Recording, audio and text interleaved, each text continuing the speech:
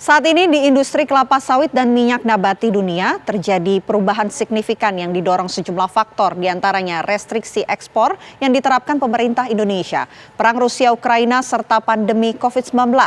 Perubahan signifikan pada industri kelapa sawit dan lansekap baru pada bisnis minyak nabati dunia mengemuka dalam konferensi minyak sawit kelapa sawit Indonesia atau IPOC yang digelar di Bali.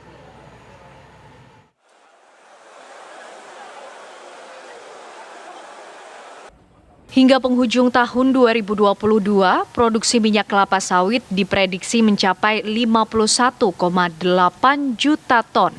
Sedangkan angka ekspor minyak kelapa sawit mencapai 30 juta ton. Angka ini sedikit mengalami kenaikan dibandingkan tahun lalu. Saat membuka konferensi minyak kelapa sawit Indonesia atau IPOC ke-18 yang digelar di Bali, Ketua Umum Gabungan Pengusaha Kelapa Sawit Indonesia, GAPKI, Joko Supriyono menyatakan saat ini di industri kelapa sawit dan minyak nabati dunia terjadi perubahan signifikan yang didorong sejumlah faktor, di antaranya restriksi ekspor yang diterapkan pemerintah Indonesia, perang Rusia-Ukraina, serta pandemi COVID-19. Perang Rusia-Ukraina tak pelak berdampak pada pasokan minyak nabati dunia, sehingga tak sedikit negara-negara yang beralih menjadi menggunakan minyak kelapa sawit. Dan ini berujung pada kenaikan harga minyak sawit dunia. The price of the palm oil is skyrocketed after the war between Russia and Ukraine launched.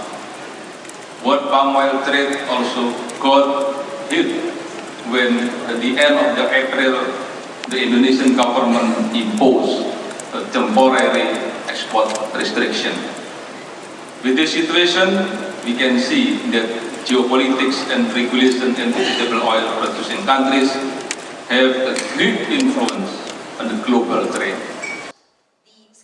Hal lain yang juga mengemuka dalam IPOC ke-18 adalah penekanan bahwa industri sawit nasional memiliki daya tahan yang kuat dalam menghadapi berbagai krisis ekonomi di Indonesia sejak tahun 1998. Industri ini pun diharapkan akan tetap menjadi penopang pertumbuhan ekonomi Indonesia di tengah ancaman krisis ekonomi global yang diperkirakan terjadi pada tahun depan. Dari Nusa Dua Bali, Siti Nurul Nurjanah, Alfani Syukri, TV One mengabarkan.